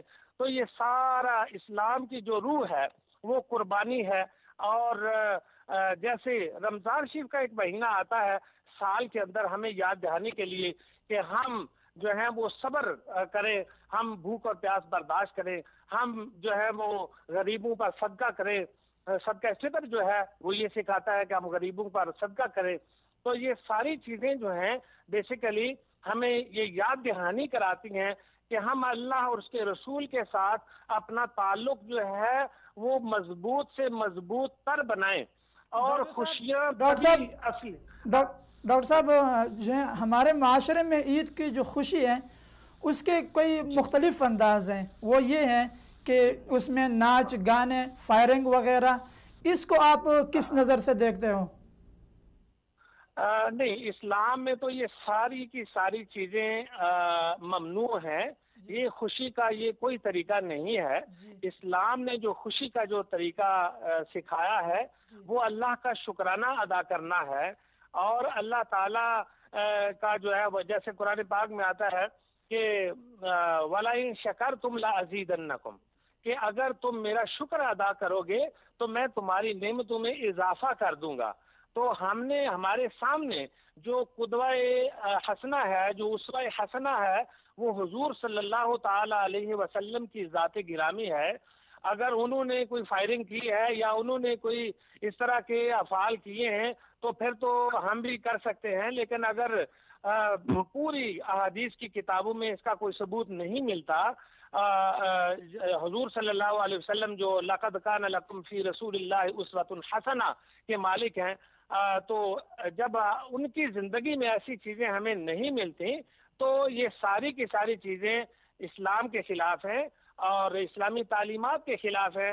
یہ حقیقت یہ ہے کہ میں پڑھ رہا تھا تو میں حیران ہو رہا تھا کہ اللہ پاک نے مسلمانوں پر کتنا کرم کیا ہے اور کتنا جو ہے وہ رحمت نازل کی ہے کہ مسلمانوں کو ان کی تربیت کے حوالے سے کوئی موقع ایسا نہیں جانے دیا کہ جہاں وہ آپے سے باہر ہو جائیں، خواہ وہ خوشی کا موقع ہو، خواہ وہ غمی کا موقع ہو، خواہ کوئی موت ہو جائے تب بھی رونے کو منع فرمایا کہ زیادہ وہ جو ہے بین کرنا اور رونا دھونا اور پیٹنا یہ ممنوع قرار دیا گیا۔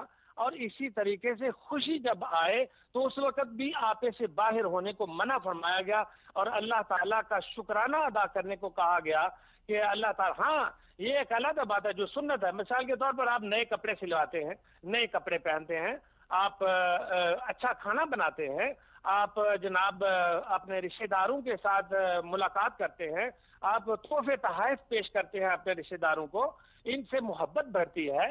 تو یہ ساری جو مناسبات ہیں، یہ جو عیدیں ہیں، بیسیکلی معاشرتی تعلقات کو مضبوط کرنے کا ایک ذریعہ ہے، لیکن اسلام کے دائرے میں رہتے ہوئے، قرآن و حدیث کے دائرے میں رہتے ہوئے کہ ہم ایک دوسرے کے قریب ہو جائیں، ایک دوسرے کے ساتھ محبت کریں اسلام کی روح سے۔ تو یہ ہے فلسفہ عید۔ اصل میں خوشی جو ہے وہ یہ ہے کہ ہم دوسروں کی خوشیوں میں شریک ہو جائیں، دوسروں کو خوش کریں، اپنے اہل و عیال کو خوش کریں۔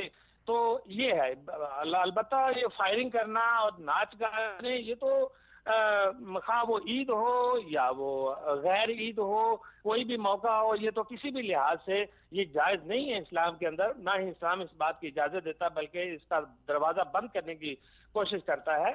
تو بس یہی میری گزارش ہے کہ اسلام نے ہمیں بڑا صاف جی ڈاکٹر صاحب، قربانی اور عید کی خوشی میں جو ہے ہم اپنے جو ہے جو غریب عوام ہیں ہمارے، ان کو ہم کیسے شامل کر سکتے ہیں اپنی خوشیوں میں؟ غریبوں کو ہم اس طرح شامل کر سکتے ہیں کہ ہم اپنے آس پاس دیکھیں، اپنے محلے میں دیکھیں کہ کون غریب ہے، کس کے بچے جو ہیں وہ اس کی آمدنی اتنی زیادہ نہیں ہے کہ وہ نئے کپڑے سلوا سکے۔ جیسے حدیث پاک میں بھی آتا ہے، بڑا مشہور واقعہ ہے، حضور صلی اللہ علیہ وسلم عید کی نماز پڑھنے نکلتے ہیں، ایک بچہ جو ہے وہ دیکھتے ہیں بڑا گندا حال ہے، بڑے پرانے پھٹے پڑے کپڑے پہنے ہوئے ہیں۔ آپ پوچھتے ہیں کہ بچے کیا ہوا ہے، اور وہ کہتا ہے کہ بس میں کیا بتاؤں، میرا والد صاحب فوت ہو گئے، تو میرا کوئی پرسان حال نہیں ہے۔ تو حضور صلی اللہ علیہ وسلم اس کو اپنے گھر لے جاتے ہیں، اچھے کپڑے پہناتے ہیں، پھر آپ عید کے لیے دوبارہ نکلتے ہیں۔ تو حدیث پاک میں آتا ہے کہ بچوں نے جب دیکھا کہ یہ بچہ جو پھٹے پرانے کپڑے پہن رہا تھا وہ رش کرنے لگے اور یہ خواہش کرنے لگے کہ کاش آج اس بچے کی جگہ پہ ہم ہوتے، وہ بچے جو امیروں کے بچے تھے۔ تو اس جی بہت بہت شکریہ ڈاکٹر صاحب ٹائم دینے کا، اللہ حافظ۔ جی ہم بات کر رہے تھے بریک سے پہلے سے۔ جی دیکھیے، عید کو جو اللہ رب العالمین نے جو دن ہمیں دو دیے ہیں، جی تو یہ دو دن بہت بڑی بڑی عبادات کے بعد ہمیں ملے ہیں۔ آپ عید الفطر کو دیکھیے کہ عید الفطر سے پہلے مسلمان روزہ رکھتے ہیں، پورا مہینہ رمضان کا وہ گزارتے ہیں، 29 یا 30 دن روزے کی حالت میں رہتے ہیں، انہیں اللہ کا قرب حاصل ہوتا ہے، ان کے اندر تقوی پیدا ہو جاتا ہے، اللہ کا خوف اور ڈر ان کے دلوں میں آ جاتا ہے۔ تو اس عبادت کی تکمیل پہ اللہ رب العالمین نے خوشی کے لیے ان کو ایک دن دیا، اور وہ دن کون سا ہے؟ عید الفطر۔ اور پھر آپ دیکھیے کہ یہ کتنی بڑی خوشی ہے کہ مسلمان نے ایک عبادت کو مکمل کیا ہے، اور یہ اس کے لیے ایک چھوٹا سا انعام ہے دنیا میں، آخرت میں اس سے بہت بڑا انعام ملے گا۔ اور پھر آپ دیکھیں کہ رمضان المبارک کے مقدس مہینے میں اللہ رب العالمین نے قرآن مجید کو نازل کیا، شہر رمضان الذی انزل فیہ القرآن ھدی للناس وبینات من الھدی والفرقان، کہ اللہ رب العالمین نے اس کتاب کو نازل کیا کہ یہ کتاب ہماری رہنمائی کرے گی، ہمارے خوشی کے موقع پر، ہمارے غمی کے موقع پر، ہر معاملے میں ہمارے لیے یہ رہنما کتاب ہے، اس کو ہم نے اپنا دستور سمجھنا ہے، اس کے مطابق عمل کرنا ہے، اس کے مطابق اپنی خوشی، اپنی غمی، اپنے تمام تر معاملات اس کے مطابق کرنے ہیں۔ تو یہ کتاب اس لیے نازل ہوئی، اور اس مہینے کے آخر میں ہم عید الفطر کی خوشی بناتے ہیں۔ اور اسی طرح ابھی جو کچھ دنوں بعد عید آنے والی ہے، عید الاضحیٰ یا جسے عید قربان کہا جاتا ہے، آپ ذرا اس کو دیکھیے کہ اس سے پہلے بھی ہم ایک عظیم عبادت کی تکمیل کرتے ہیں۔ حجاج کرام بیت اللہ کا حج کرنے کے بعد یوم عرفہ، جس دن کی اسلام میں بہت زیادہ فضیلت ہے، اور وہ دن جس دن دعائیں قبول ہوتی ہیں، اور وہ دن جس دن نبی مکرم صلی اللہ علیہ وسلم نے فرمایا کہ اللہ تعالیٰ لوگوں کو جہنم سے آزاد کرتے ہیں، اس کے دوسرے دن عید کا دن ہوتا ہے کہ مسلمان اتنی بڑی عبادت کی تکمیل کر چکے ہیں، ان کو خوشی کا ایک موقع ہے، اللہ نے ان کو خوشی کا موقع دیا، ایک دن عطا کر دیا کہ اس دن تم نے خوشی بنانی ہے، اور خوشی بنانے کے طریقہ کار بھی بتائے۔ اور آپ دیکھیے کہ یوم عرفہ کو، عرفہ کے دن بھی قرآن مجید کی ایک آیت نازل ہوتی ہے۔ وہ آیت کیا تھی؟ الیوم اکملت لکم دینکم واتممت علیکم نعمتی ورضیت لکم الاسلام دینا۔ ایک یہودی حضرت عمر بن خطاب رضی اللہ تعالیٰ عنہ کے پاس آتا ہے اور آ کر کہتا ہے کہ یہ جو آیت قرآن مجید میں نازل ہوئی، آپ کے نبی پہ نازل ہوئی، اگر یہ آیت ہمارے اوپر نازل ہوتی، موسیٰ علیہ السلام پہ نازل ہوتی، تو ہم اس دن کو عید بنا دیتے۔ عمر بن خطاب رضی اللہ تعالیٰ عنہ کہتے ہیں کہ میں جانتا ہوں کہ یہ آیت کس دن نازل ہوئی ہے، کس وقت نازل ہوئی ہے، اور کون سے موقع پہ نازل ہوئی ہے۔ فرمایا یہ عرفہ کے دن، یوم عرفہ کو عرفہ کے میدان میں شام کے وقت اور جمعہ کے دن یہ آیت نازل ہوئی، اور جمعہ مسلمانوں کی عید ہوا کرتی ہے۔ اور اس آیت میں ہمیں کیا درس ہے، کیا سبق ملتا ہے کہ اللہ رب العالمین نے تمہارے دین کو مکمل کر لیا، اس میں کوئی کمی بھی نہیں ہو سکتی اور کوئی اضافہ بھی نہیں کیا جا سکتا۔ آقا علیہ السلام نے پورے کا پورا دین امت مسلمہ تک پہنچا دیا، اور اس کے اس میں تمام تر احکامات بیان کر دیے، اور پھر فرمایا کہ اس نعمت کو ہم نے تمام کر دیا ہے، اس کو مکمل کر دیا ہے، اور پھر فرمایا وَرَضِيتُ لَكُمُ الْإِسْلَامَ دِينًا، اور اس دین کو، دین اسلام کو ہم نے تمہارے لیے پسند کیا ہے، اور یہ بہت عظیم دین ہے، اور یہ دین ہمیں زندگی گزارنے کا پورا طریقہ بتاتا ہے، ہماری پیدائش سے لے کے ہمارے مرنے تک۔ تو عید کا ایک بہترین پیغام یہ ہے کہ انسان اس چیز کو دیکھے کہ یہ دین جو اتنا عظیم دین ہے، اس نے جو ہمیں خوشی کا طریقہ بتایا ہے، ہم اس کے مطابق خوشی کریں۔ اور محترم، دوسری بات یہ ہے کہ عید اور اتحاد امت یہ کیسے جو ہے ممکن ہے؟ آپ دیکھیے، عید کی نماز پڑھنے کے لیے جب ہم جاتے ہیں تو سب سے پہلی بات یہ ہے کہ عید سے پہلے ہمیں تکبیرات کا حکم ہے کہ انسان تکبیرات کو بلند کرے، اللہ اکبر لا الہ الا اللہ واللہ اکبر وللہ الحمد۔ ان تکبیرات میں کیا ہے؟ اللہ کی عظمت بیان ہو رہی ہے کہ اللہ تعالیٰ بہت بلند ہیں، اللہ کے علاوہ کوئی الہ، کوئی معبود نہیں ہے، بندگی، عبادت صرف اور صرف اللہ کی ہوگی، اور اللہ تعالیٰ بہت عظیم اور بہت بلند ہیں، اس کے علاوہ کوئی الہ اور کوئی معبود نہیں ہے۔ تو یہ توحید اس میں بیان کرنے کا اللہ نے ہمیں حکم دیا ہے، اور یہ توحید ہی امت مسلمہ کو متحد کر سکتی ہے۔ بلکہ نبی مکرم صلی اللہ علیہ وسلم نے جو غیر مسلم تھے، یہود و نصارہ تھے، ان کو بھی یہ کہا کہ تعالو ہماری طرف آؤ، اس کلمہ کی طرف آؤ جو ہمارے درمیان اور تمہارے درمیان برابر ہے کہ اللہ کے علاوہ کوئی معبود نہیں، کوئی عبادت کے لائق نہیں۔ تو مسلمان کا عقیدہ یہ ہونا چاہیے، یہ عید کی نماز اس کو درس دیتی ہے کہ اسے موحد ہونا چاہیے، اسے صرف اور صرف اللہ کی عبادت اخلاص کے ساتھ کرنی چاہیے۔ اور دوسری بات آپ یہ دیکھیے کہ اس میں اتحاد امت کیسے ہے۔ اللہ کے رسول نے عید کی نماز پڑھنے کا حکم دیا، اور سب کو یہ حکم دیا کہ ایک کھلے میدان میں نماز ادا کریں اور ایک امام کے پیچھے نماز ادا کریں۔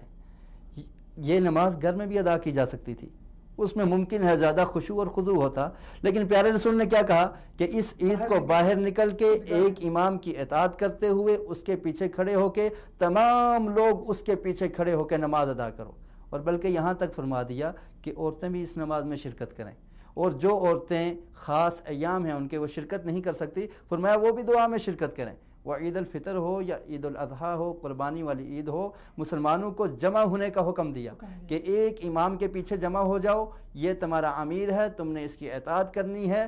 تو یہ عید کا دن ہمیں یہ درس دیتا ہے کہ یہ مسلمانوں کی اجتماعیت کا دن ہے، یہ اتحاد کا دن ہے۔ آج ہم نے رنگ کی پرواہ نہیں کی، گورے کالے اور کسی نسل کی پرواہ نہیں کی، کسی نسل سے ہو، کسی قوم سے ہو، کسی برادری سے ہو، وہ امیر ہو یا غریب ہو، تمام کے تمام لوگ ایک امیر کی اطاعت میں، تمام کے تمام مسلمان ایک امام کے پیچھے نماز ادا کرتے ہیں، اس کا خطبہ سنتے ہیں۔ تو یہ اس بات کا درس ہے کہ امت مسلمہ کو متحد ہونا چاہیے، ایک امیر کی اطاعت کرنی چاہیے، ایک امیر کی فرمانبرداری کرنی چاہیے اور اس کے حکم کے تحت چلنا چاہیے۔ تو یہ عید کا دن ہمیں یہ درس دیتا ہے، اور اسی لیے اللہ نے قرآن مجید میں فرمایا وَاعْتَصِمُوا بِحَبْلِ اللَّهِ جَمِيعًا وَلَا تَفَرَّقُوا، کہ اللہ کی رسی کو مضبوطی سے تھام لو اور فرقے اور ٹولیاں یہ نہ بناؤ۔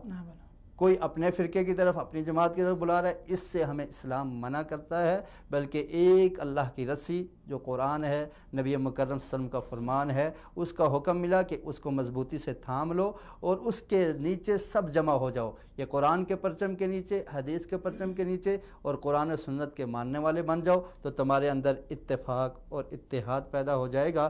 اور یہی عید ہمیں یہ درس بھی دیتی ہے کہ جس طرح ہمیں اتحاد کرنا ہے۔ آپ اس کے بعد دیکھیں کہ ہم نماز ادا کرتے ہیں، عید کی نماز، عید کی نماز ادا کرتے ہیں، اور یہ عید کی نماز ادا کرنا اللہ رب العالمین نے ہمیں خوشی کے موقع پر اور غمی کے موقع پر ہمیں شریعت اسلامی یہ بتلاتی ہے کہ خوشی میں بھی تم نے اللہ کو یاد رکھنا ہے اور غمی میں بھی اللہ کو یاد رکھنا ہے۔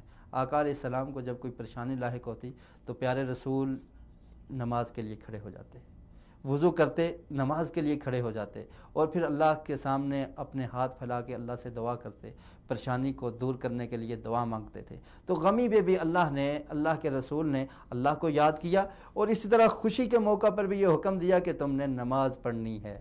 خوشی میں بسا اوقات انسان آپے سے باہر ہو جاتا ہے، تو یہ شریعت اسلامی ایک متوازن دین ہے، یہ ہمیں خوشی بنانے کا طریقہ بھی سکھاتا ہے، اور غمی میں انسان بہت زیادہ پریشانی کی وجہ سے بہت پریشان ہو جائے، اس نے پریشانی پہ کنٹرول کرنے کا طریقہ بھی اسلام نے بتایا ہے۔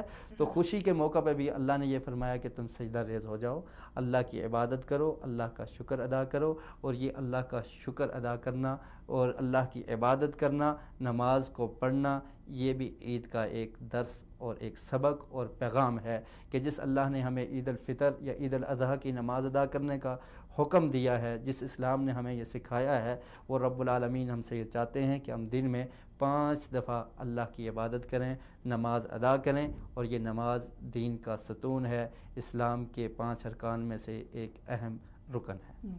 مطلب جس طرح ہم نے اپنے گفتگو میں اس بات کی بڑی وضاحت کے ساتھ ہمارے دوسرے مہمانوں نے بھی وضاحت کر دی کہ یہ ایک خوشی کا دن ہے، لیکن یہ خوشی جو ہے ہمیں کیسے منانے چاہیے؟ خوشی دیکھیے، خوشی کو منانے کے بہت سارے طریقے ہیں۔ سب سے پہلی بات یہ ہے کہ ہمیں اس خوشی پہ کہ اللہ نے ہمیں یہ دن عطا کیا ہے، اس پہ اللہ کا شکر ادا کرنا چاہیے کہ اللہ رب العالمین نے ہمیں یہ دن عطا کیا ہے، اور یہ اللہ کا شکر ادا کرنا، یہ خوشی کے موقع پہ اللہ کو نہیں بولنا چاہیے۔ اللہ نے قرآن میں فرمایا وَلِتُكْمِلُوا الْعِدَّةَ وَلِتُكَبِّرُوا اللَّهَ عَلَى مَا هَدَاكُمْ وَلَعَلَّكُمْ تَشْكُرُونَ، کہ تاکہ تم شکر گزار بن جاؤ۔ تو اللہ کا سب سے پہلے ہم نے شکر ادا کرنا ہے، اور اس کے بعد خوشی کے موقع پہ دوسرے مسلمانوں کو یاد رکھنا ہے، ان کے ساتھ محبت اور پیار سے پیش آنا ہے، ایک دوسرے کے ساتھ مل جل کے رہنا ہے، اور اپنے اندر سے حسد، بغض اور کینہ اور اس طرح کی بیماریوں کو ختم کرنا ہے، کیونکہ یہ آج بہت بڑا دن ہے جس دن ہم ایک دوسرے سے ملتے ہیں، ان کا خیال رکھتے ہیں۔ تو جس طرح ہم ظاہری صاف ہیں، اسی طرح ہمارے دل بھی صاف ہو جائیں، یہ خوشی منانے کا طریقہ ہے۔ اور اسی طرح خوشی کے موقع پر آپ کھیل بھی سکتے ہیں، جو جائز کھیل ہیں وہ کر سکتے ہیں، اور اسی طرح پریکٹس کر سکتے ہیں، اور جو جائز چیزیں ہیں ان کو کرنا یہ درست ہے۔ لیکن خوشی کے موقع پر آپے سے باہر نکل جانا اور ایسی چیزیں ایجاد کرنا یا ایسے گناہوں کا ارتکاب کرنا کہ جس کا شریعت اسلامی نے جس سے منع کیا ہے، ان سے بچنا چاہیے۔ مثلا ناچ گانا، اور اسی طرح باہر گلیوں میں گھومنا پھرنا، اور عورتوں کا اس طرح نکل جانا بے پردہ، اور جو مرد حضرات ہیں ان کا اسراف کرنا اور زیادتی کرنا اور چیزوں کو زیادہ خریدنا اور ان کو تقسیم کرنا اور اللہ کی نعمتوں کو ضائع کرنا، ان تمام چیزوں سے عید کے موقع پہ خصوصاً ہمیں بچنا چاہیے اور انسان کو میانہ روی کے ساتھ اس خوشی کے لمحے کو گزارنا چاہیے۔ اور ایک بات یہ بھی ہمارے ذہن میں رہنی چاہیے کہ عید چونکہ سال کے بعد ہمارے پاس آتی ہے، سال میں 2 عیدیں ہیں مسلمان کے لیے، تو مسلمان کو اپنی آخرت بھی یاد کرنی چاہیے اور اسے یہ سوچنا چاہیے، فکر کرنی چاہیے کہ اس خوشی کے موقع پر پچھلے سال کتنے لوگ موجود تھے اور وہ آج نہیں ہیں، ہم میں نہیں ہیں، وہ اس دنیا کو چھوڑ کے جا چکے ہیں، اور ایک دن ایسا آئے گا کہ ہمیں بھی ممکن ہے کہ اگلے سال یہ خوشی میسر نہ ہو اور ہم بھی اس دنیا میں نہ ہوں، تو ہمیں اس موت کو بھی یاد کرنا چاہیے۔ آقا علیہ السلام نے فرمایا کہ حازم اللذات، لذتوں کو جو توڑ دینے والی موت ہے، اس کا تذکرہ کیا کرو، اس کو یاد کیا کرو۔ خوشی کے موقع پہ اگر کوئی انسان موت کی بات کر لینا تو لوگ اچھا نہیں سمجھتے، کہتے ہیں یار تو نے تو موڈ خراب کر دیا ہے، کیسی بات کر دی ہے، لیکن یہ حقیقت ہے، موت ایک حقیقت ہے، کسی کو پتہ نہیں کب اس کی موت آ جائے، اور پھر موت کو یاد کرتے ہوئے ہمیں اللہ سے معافی بھی مانگنی چاہیے، اللہ سے توبہ کرنا چاہیے، اللہ سے استغفار کرنا چاہیے کہ اللہ رب العالمین ہم بہت گناہ گار ہیں، ہم سے بہت گناہ ہو چکے، اس سال کے دوران جتنے گناہ ہوئے ہیں ہم ان کی معافی چاہتے ہیں، اور اس عید پہ یہ عہد و پیمان کرتے ہیں کہ آئندہ زندگی ہماری اس سے بہتر گزرے گی، ہم گناہوں کو ترک کرنے کا عہد کریں، گناہوں کو چھوڑنے کا اللہ سے وعدہ کریں اور اللہ سے معافی مانگیں، توبہ اور استغفار کریں۔ تو خوشی کے موقع پر ہمیں ان تمام چیزوں کو ذہن میں رکھنا چاہیے، ان کو یاد رکھنا چاہیے، ان کو بھولنا نہیں چاہیے۔ تو یہی اسلام ہمیں خوشی کا طریقہ بھی سکھاتا ہے اور غمی کا طریقہ بھی سکھاتا ہے۔ محترم، یہ عبادت کی تکمیل پر عید کا جو ہے اس کا کیا مقصد ہے کہ مثلا ایک ہم جس طرح آپ نے تذکرہ کیا ہے کہ ہم اس سے پہلے ایک عظیم عبادت سے گزر رہے ہیں، تو اس کا کیا مقصد ہے؟ ہاں جی، جیسے میں آپ کو بتا چکا ہوں کہ عبادت یہ خوش نصیب لوگوں کو نصیب ہوتی ہے، ٹھیک ہے، عبادت یہ اللہ کی توفیق سے انسان کو ملتی ہے، کسی انسان کی یہ اپنی خود سے انسان نہیں کر سکتا، بلکہ اللہ رب العالمین جس سے چاہیں اسے بندگی کرواتے ہیں، وہ اللہ کی عبادت کرتا ہے۔ تو جو انسان جب عبادت کرتا ہے تو اسے خوشی محسوس ہوتی ہے کہ یہ عبادت اللہ کے ہاں قبول ہو چکی ہے، یا میں اتنا بڑا عمل کر چکا ہوں، تو اس کے انعام کے طور پہ ایک دن عید کے طور پہ مثلا ہم نے رمضان کے روزے رکھے تو خوشی کا ایک موقع ہمیں ملا کہ ہم نے رمضان کے مہینے کو پابندی کے ساتھ گزار دیا، رمضان کے روزے رکھتے رہے، گناہوں سے بچتے رہے، اور اسی طرح ہم نے حج ادا کیا، تو حج کے بعد اس حج کی تکمیل پہ یا ایک اتنی بڑی عبادت کے تکمیل پہ اللہ رب العالمین نے ہمیں خوشی کے 2 دن دیے ہیں، اور یہ انعام جو ہے دنیا میں یہ بہت کم ہے، آخرت میں اس سے زیادہ انعام ملے گا۔ جو انسان اللہ کی عبادت کرتا ہے، اللہ کی بندگی کرتا ہے، اسے اس سے زیادہ انعام ملے گا۔ تو یہ اسلام کی ایک خاص حکمت ہے کہ اللہ رب العالمین نے عبادت کی تکمیل پہ انسان کو ایک خوشی کے لیے ایک دن دیا ہے، اور یہ عام سی بات ہے کہ ہر آدمی اس بات پہ خوش ہوتا ہے کہ جب کسی کام کو کمپلیٹ کر لیتا ہے اور جب اس کو مکمل کر لیتا ہے اسے خوشی محسوس ہوتی ہے۔ اگر آپ اسٹوڈنٹ ہیں تو آپ دیکھیں جب آپ کے اگزام ختم ہو جاتے ہیں، پیپر سے آپ فارغ ہوتے ہیں، تو آپ کو ذہنی طور پہ ایک خوشی محسوس ہوتی ہے کہ آج میں نے اپنے پیپرز کو مکمل کر لیا، میرے پیپر ختم ہو چکے ہیں اور اب میں فری ہوں اور میں انجوائے کروں گا۔ تو اسی طرح دیکھیے کہ جب انسان ایک عبادت کی تکمیل کرتا ہے تو اس کے بعد بھی اسے ایک خوشی کا موقع ملتا ہے کہ وہ اس دن میں خوشی منائے، اپنے عزیز و اقارب کے ساتھ میل جول کرے، اپنے رشتہ داروں کے ساتھ ملے، اپنے دوستوں کے ساتھ ملے، ان کے ساتھ بیٹھے، اور اس کو ملنے کا ایک موقع شریعت اسلامی نے دیا ہے کہ مسلمان ایک دوسرے سے ملتے رہیں، ان میں اپنے آپس کے تعلقات بڑھیں، ان کی محبت میں اضافہ ہو، اور جب انسان ایک دوسرے سے ملتا ہے تو محبت میں اضافہ ہوتا ہے، کچھ چیزیں دوسرے سے سیکھنے کو ملتی ہیں، کچھ دوسرے کو سکھائی جاتی ہیں۔ تو یہ عید کے بہت سارے فوائد ہیں کہ جو انسان ایک دن میں ان کو سمیٹ سکتا ہے۔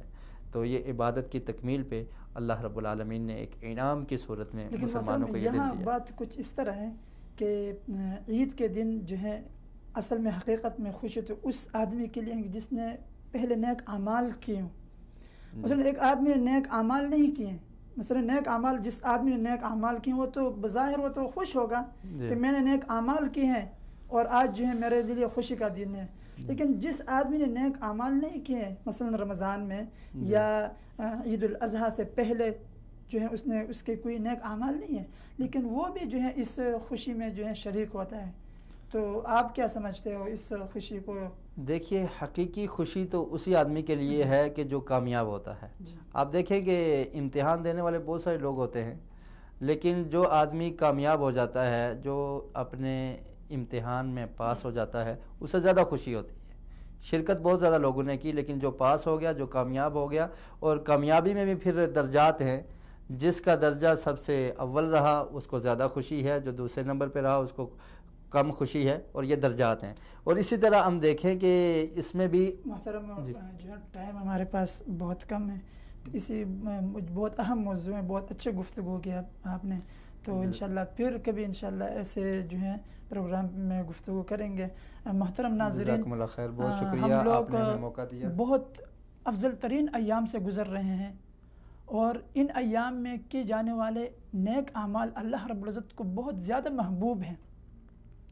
اس لیے ان دنوں کو غنیمت سمجھیں اور ان دنوں سے فائدہ اٹھانے کے لیے بھرپور محنت کوشش کریں. کیوں کہ یہ دن دوبارہ آنے والے نہیں ہیں، یہ دن بہت جلد گزر جانے والے ہیں.